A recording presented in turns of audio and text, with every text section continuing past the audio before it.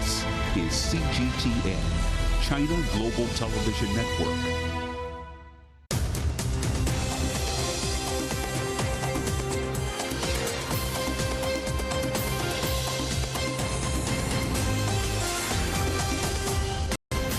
Live from London, this is The World Today.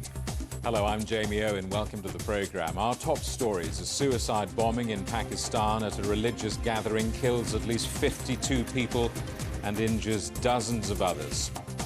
Our other headlines: after 11 deaths in gang violence in a month, Sweden considers deploying the army to get the country's problem under control. Spain's right-wing opposition leader fails in a second vote to become Prime Minister. Now the outgoing Socialist Prime Minister, Pedro Sanchez, gets to try his hand. And athletes from several Asian countries are treated to a special boat trip in Hangzhou to celebrate the Mid-Autumn Festival. A suicide bombing attack in Pakistan has killed at least 52 people and injured more than 50. The blast happened near a mosque in the southwestern part of the country as people gathered to celebrate the birth of the Prophet Muhammad. No group has yet claimed responsibility, and the injured are being treated in hospital. Let's talk to our correspondent, Daniel Khan, who's in Islamabad. Daniel, what are you hearing? What's the latest you have on this? Well, the latest, Jamie, is that the clearance operation has been concluded, but a large-scale investigation has been launched into this specific blast in Mastoon in Pakistan's southwestern province of Balochistan. We have also reports that now the death toll has risen and the deaths are now counting to 54 people, while another 50 are injured. The hospital authorities say that around 20 people are in critical condition, and the authorities are making an appeal to the citizens and the general public to donate blood as much as they can. While meanwhile, around 24 people have been airlifted and have been shifted to the hospitals in the city of Karachi. There's a separate blast also hit a mosque in another province. Pakistan does seem to be seeing something of an increase in the number of attacks recently, doesn't it? Yes, the number of attacks, such attacks, have escalated over the last 2 months. We have seen law enforcement agencies, specifically the Pakistan Army as well as the paramilitary rangers, being attacked just last week, and even just today, this morning, four soldiers of the paramilitary were killed in the Khyber Pakhtunkhwa, the northwest frontier province of Pakistan. So these attacks have escalated, especially after the decline in the economic situation of Pakistan. And as we know that the border between Afghanistan and Pakistan is quite porous, so Pakistan has been time and again talking to the authorities in Afghanistan, telling them to strengthen their part of the border with security, because such miscreants and terrorists do cross over inside Pakistan and carry out such attacks. But you're absolutely right, these attacks have escalated over the last 2 months. Daniel, thank you for that. Our correspondent Daniel Khan in Islamabad. Russia's President Vladimir Putin has held talks with one of the most senior former commanders of the Wagner mercenary group. The Kremlin says Andrei Troshev now works for the Defense Ministry. He's a former aide of the late Wagner chief Yevgeny Prigozhin, who was killed in a plane crash in August. His death came 2 months after a failed mutiny by Wagner troops. Well, let's talk to our correspondent Dasha Chernyshova in Moscow. Dasha, what more do we know about this meeting? Well, we understand that this meeting has taken place at the Kremlin, where the Russian president has met with Andrei Troshev, one of the top commanders of the Wagner mercenary group, and now part of Russia's Ministry of Defense, as well as with the Deputy Defense Minister, Yunusbek Yevkurov. This meeting was discussing the issues related to how better use the volunteer detachments in the area of the so-called special military operation in Ukraine. We understand that Troshev, who has experience of fighting in that special special military operation himself was tasked with working out the ways how these volunteers could be best used and provided with everything necessary to be the full parts of the Russian ongoing military effort in Ukraine. We also understand that this is the way Moscow has been describing the use of the Wagner private military group in Ukraine, saying that they were also one of the volunteer detachments, and Moscow has been saying that all the volunteers must sign contracts with Russia's Ministry of Defense to continue their work in the area of the operation in Ukraine. But Prigozhin, who was later killed in a plane crash, was saying that his fighters were not willing to sign contracts with MOD, and that's why he started this so-called March of Justice towards the Russian capital back in June. That was aborted, but definitely we understand now Moscow is very clearly saying that everybody who is fighting in the area of the operation is subordinate to the Russian Ministry of Defense. But also on that note, we have to remember that the Russian president said that everyone, regardless the status, whether they have contracts with the Russian Ministry of Defense or whether they are volunteers who have signed contracts, they will be provided with similar benefits and social security issues. So that was part of that discussions at the Kremlin. And Dasha, what is the state of the Wagner group now, given that they've lost their leader?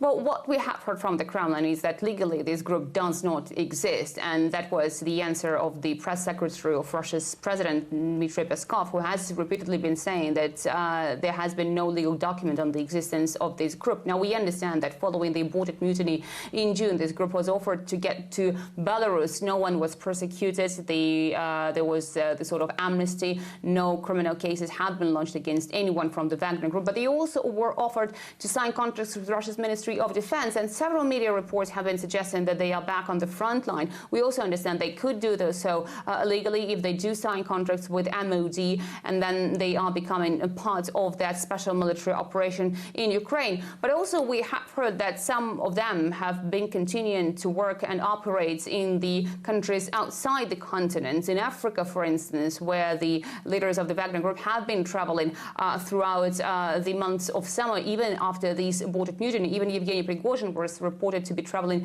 to Africa after the June mutiny. So definitely we understand the group is continuing its operations one way or another, particularly when it comes to the fighters. The big question is, of course, whether the spirit is still there. Dasha, thank you for that. Our correspondent Dasha Chernyshova in Moscow. Russian athletes will now be able to compete in the Paris Paralympics in the year 2024. The International Paralympic Committee has voted to lift the full ban on Russia. The IPC will decide later today whether the athletes will compete in full national team gear or as neutrals without national emblems, flags or anthem. Armenia says nearly 93,000 people have now fled the breakaway region of Nagorno-Karabakh. That's more than 3/4 of the population. There's been a mass exodus of ethnic Armenians since the region's leaders signed a ceasefire agreement with Azerbaijan last week following an Azeri military offensive. The United Nations is warning the entire population of Nagorno-Karabakh could leave. Russian athletes will now be able to compete in the Paris Paralympics in 2024. Let me move on to tell you about Sweden's Prime Minister now, who's meeting the head of the armed forces to discuss how the military could help in tackling the country's growing problem with gang violence. 3 people were killed in the space of 12 hours this week, bringing the total number of deaths this month to at least 11. Gang violence has been intensifying in Sweden for years. Some of the victims have been children. Well, Professor Henrik Tam is a criminologist at Stockholm University. I asked him what was behind Sweden's gang violence problem. There was a sharp increase from 10 to 40 murders per year from 10 years ago. And then it escalated last year to 60, and now there have been some particularly ugly murders. It seems that there is a gang fight going on and that there is desperation within a gang that has split. And that some of the leaders are abroad in Turkey, and they seem to command that they should also go on relatives. And in addition, they have taken innocent lives in nearby houses when they have used explosives as threats. So what is the fix here? Let's talk about the solutions. I mean, is this about changing the law? Is it about going into schools and working on education? Is it about culture and social media? Is it about drugs? What's the fix? What's the solution? If I should mention just one thing, I think Sweden has to try to reconsider its drug policy, one of the hardest in Europe, and where Sweden has declared itself to be the best on drug policy in Europe, but it is not. And it's quite clear both that the conflicts usually emanate from the illegal drug market, and that is drugs are putting young people into the drug market because it's easy to just give them a small amount of money or a pizza to run errands. If you watch the television output from that country, you read the newspapers and look at the websites, I mean, it's clear this issue has been heavily politicised. And I wonder what needs to be done to try to prevent vilification of the migrant communities as a result of this. We had a very large immigration, and I think what was wrong was that we did not look to integration when it comes particularly to housing and to concentration of refugees in a few areas and a few towns. What now has to be done is not to give 2 billion for prisons, but to give 2 billion to the social services, which are undermanned, and the schools. And if you try to rework the drug policy, you would immediately get 1,000 policemen and women who could do other work than looking for those who have drugs in their veins. The thing is, many other European countries also face the same set of challenges. I mean, I wonder if you think that Sweden is somehow different from those other European countries in the way that it's experiencing these flare-ups of what seems like organised crime. I don't think it is that organised, but possibly we've had more immigrants than most countries, but it's on the same level as Germany, and they have not had the same number of shootings. Germany at the same time has large differences between their cities. So you would have to go into comparative research and try to figure this out.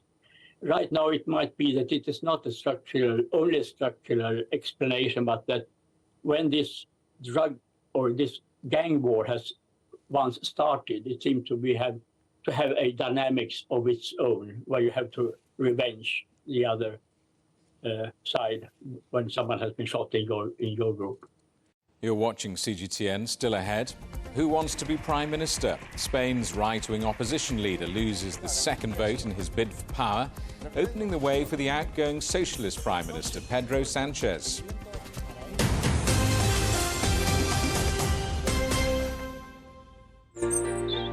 Ever wondered what's the difference between a bear and a bull market? Where are the cash cows? And who are the lame ducks? And what exactly are black swans, grey rhinos, and unicorn companies? Make sense of it all with Global Business, only on CGTN. I think it should be more global cooperation. I would like to hear more the voice of the developing countries. Globalization has lifted more than 1 billion people out of poverty. The green transition has to happen. It's a necessity. Well, China and the United States are important powers in the world. What unites us is much more than what divides us. And I believe China is committed to this agenda. Join me, Juliet Mann, to set the agenda at these times every weekend on CGTN.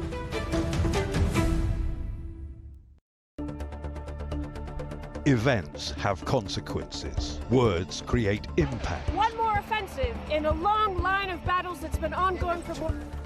Just got to be careful here with some gunshots. Excuse us. The world today matters for your world tomorrow. The number of casualties is growing quickly. Why? This is one of the hardest hit towns in the region. The world today, every day on CGTN. Drinking alone under the moon.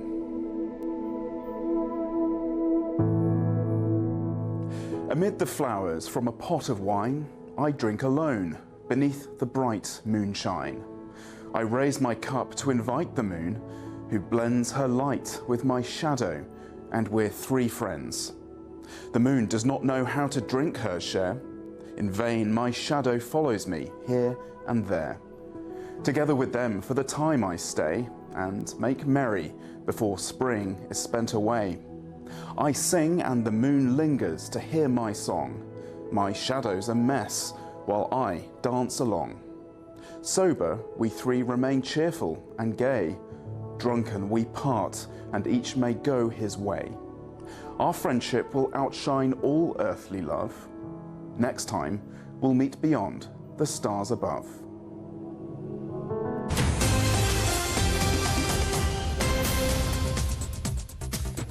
Hello, welcome back. A reminder of our top stories. A suicide bombing in Pakistan at a religious gathering kills at least 54 people and injures dozens of others. Our other headlines: after 11 deaths in gang violence in a month, Sweden considers deploying the army to get the country's problem under control. Spain's right-wing opposition leader, Alberto Núñez Feijóo, has lost a second vote in his attempt to become Prime Minister. This opens the way now for the outgoing socialist Prime Minister, Pedro Sánchez, to try and win support for his own bid. Let's talk to our correspondent, Ken Brown, in Madrid. Ken, the Conservatives seemingly cannot form a government and administration, so walk us through what happens next. Yes, correct, Jamie. So today, all Feijóo needed was a simple majority, more yeses than nos, and that vote failed just as Wednesday's vote failed. He lost by 172 to 177 votes. One Catalan politician getting his yes and no confused, and his no was then annulled. Easily done when you're under pressure. The thing about this attempt to form a government is that Feijóo knew, we knew, absolutely everybody knew that it was going to fail. What it really was a chance for him to solidify his leadership of the party and leader of the opposition, should Pedro Sánchez manage to form a government. Sánchez, the only leader with a realistic chance of forming a government now. Feijóo said that he could have done so if he had sacrificed his and his party's principles and negotiated with the Catalan Junts party, who hold the votes necessary to get one or other party into power. But the reality is that that would never happen, because the PP hitched their wagon to the far-right party Vox, and when Vox disappointed during the election, they went from around 52 seats to 33. Suddenly the right-wing bloc did not have a majority to govern. Now what's going to happen next is that Pedro Sánchez has 2 months to speak to all of the parties involved to try and get these negotiations and pacts firmed up. He will go and speak to the king and project his project he will explain his project for government to the king, and then we'll come back to the Congress for another vote. That, some say, could happen in October. If he does not garner the support, then we could be going towards new elections early next year, Jamie. I mean, it's worth saying that should Sánchez succeed in creating a coalition, he's going to have to compromise on some pretty controversial and rather divisive issues. Yes, absolutely. The price of a new mandate for Pedro Sánchez and a broad leftist coalition would be minimum an amnesty for Catalan politicians. The most prominent amongst them, Carles Puigdemont, who's been in exile since 2017, since that illegal Catalan independence vote. Now, amnesty would allow Puigdemont and the other leaders to return to Spain, where they would not have to face trial for sedition and other faults. Now, that amnesty may not be enough. They might actually push for more. We're hearing now that some of the hardline Catalan politicians want a legal referendum. We've already seen red lines drawn by Pedro Sanchez and the leader of the further left Sumar platform, Yolanda Díaz, say that anything that is outside the Constitution is off the table, and a referendum is extra-constitutional. So still a lot of doubt on whether we're going to form a government 67 days now since the elections on the 23rd of July.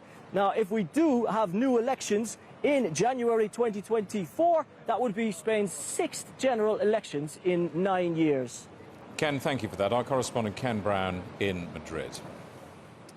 China's ambassador to Germany has called for Europe to be more open to Chinese investment, urging deeper cooperation in areas like electric cars and 5G technology. Germany's Interior Ministry has proposed changes to 5G networks after a review highlighted the country's reliance on Chinese suppliers such as Huawei and ZTE. Huawei has criticised the move as the politicisation of cybersecurity. Australia says it will retire its fleet of Taipan helicopters ahead of schedule. This comes after one aircraft plunged into the sea in July during a military exercise, killing 4 crew members. The fleet was originally due to be used until the end of next year. The country's defence ministry says the helicopters will not take part in flying operations again. China's National Space Administration says its next lunar probe, Chang'e 6, will be launched sometime next year. Its mission is to collect samples from the far side of the moon. If successful, it would be the first time material has been retrieved from that part of the lunar surface. Chang'e 6 will carry payloads and satellite programs from France, Italy, Pakistan, and the European Space Agency.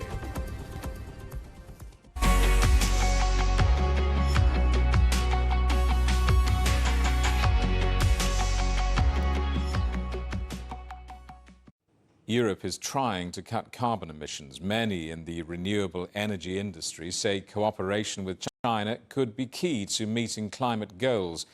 But there's division over how close a relationship Europe really wants. The CEO of the clean energy generation company China Three Gorges Europe has been talking to CGTN's correspondent Emma Keeling. This geopolitical situation is triggering I would say, more demanding regulation, especially in Europe, in the market that we are operating. So things are harder now. So it's not that they are getting, but they are harder now. I think that in the previous 2 transactions that we asked authorization, we already witnessed an increasing level of scrutiny with the European Commission asking more questions. And this is a trend that will continue. Yeah, with the new regulation coming in, because it was previously it was mainly focused on foreign direct investment control and monitoring. I think that there will be a new layer now with the foreign subsidies regulation, and that will make deals harder, yeah, for a company like CTG. But CTG has become one of the top 5 renewable companies in Spain, and its experience there suggests outright collaboration isn't always the only way to achieve common objectives. The Spanish government has a very clear position that they made very clear to us, which is, look, we're not a partner. We manage investors and investments in the country.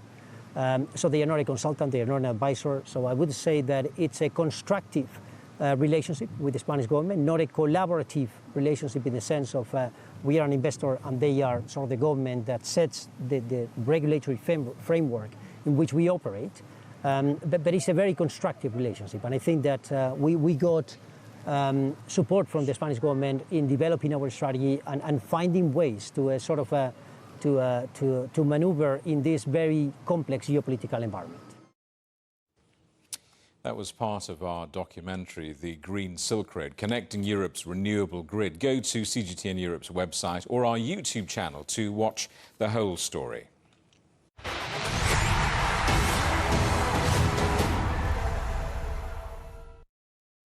South Korea has won gold in the League of Legends esports grand final at the Asian Games in Hangzhou.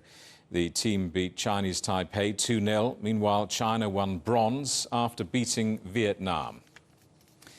And in the women's 10,000-metre final, Bahrain's Viola Motio claimed the gold, followed by Rikika Hironaka of Japan and Caroline Kipuri from Kazakhstan. China's Li Yaxuan finished fourth. Well, athletes from several Asian countries have been treated to a special boat trip in Hangzhou to celebrate the Mid-Autumn Festival, also known as the Mooncake Festival. It's an annual tradition celebrated in Chinese culture. Our correspondent Cao Bing explains. A flickering bridge and tower, gleaming ripples of the surface of water, and clear moonlight. Athletes, coaches, and officials from several Asian countries are taking a boat trip on the West Lake in the heart of Hangzhou to celebrate Mid-Autumn Festival. The World Heritage Site offers a beautiful view under a full moon. The view and atmosphere is, it's so exciting to witness this great spot, very popular among, I think, all the travelers here. And I enjoyed every moment of this trip. There's a taste, too, of traditional foods. Very tasty. Well, Asian countries share a lot of similarities in how they celebrate the Mid-Autumn Festival, such as eating the mooncake. But they also have some distinctive customs under their different cultural backgrounds. In Vietnam, we also celebrate the Mid-Autumn Festival. We also have family reunion and admire the moon together. But in Vietnam, our Mid-Autumn Festival is also the Children's Day, with many children celebrate the festival together. In Laos, we don't have the Mid-Autumn Festival, but the Bang Lai Hiva 5 Festival, which is quite similar. People adorn the city with lanterns parade. So here at the Mid-Autumn, I feel like home. Music also brings people together. For athletes, coaches, and officials, the Hangzhou Asian Games mean more than just competition. They're also about sportsmanship, interaction, and making more friends. And with the cheers, laughter, echoing across the boat, the celebratory trip conveys the spirit of the Games, heart to heart at future. Cao Bing, CGTN, Hangzhou, Zhejiang Province.